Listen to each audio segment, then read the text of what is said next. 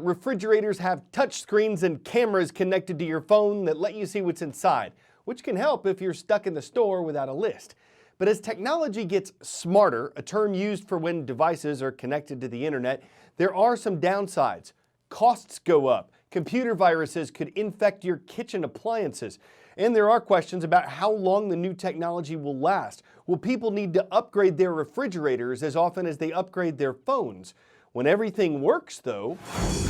Technology's always played a big part in our kitchens, but as companies introduce AI into our appliances, how we cook in the future may look a lot different.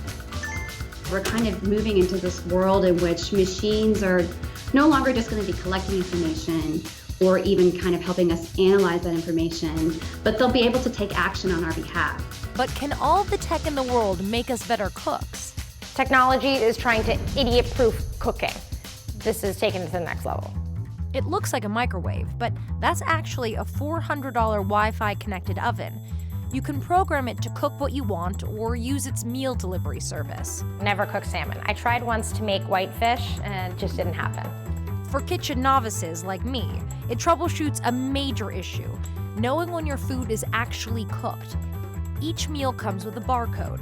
Scan it, and the microwave downloads the correct cooking time. To me, I know it's a convection oven, the whole thing, but it kind of feels like a microwave. Like I can't imagine that this is going to be really that good. But we'll see. Okay, so it says that it's done. Ooh, look at that! All right, this is a moment of truth, guys.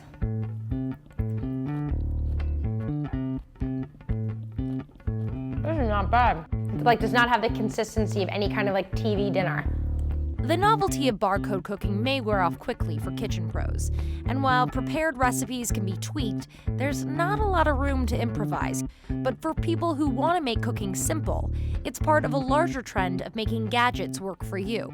Even if you order your meals through a service like Blue Apron or Tavala, you still don't want your pantry to be empty. But if you're anything like me, I never know what I've run out of. I mean, a grocery list, it's non-existent. As you scan with GenieCan, it automatically creates a shopping list. It doesn't always get everything right the first time. You have to get it in like just the right spot.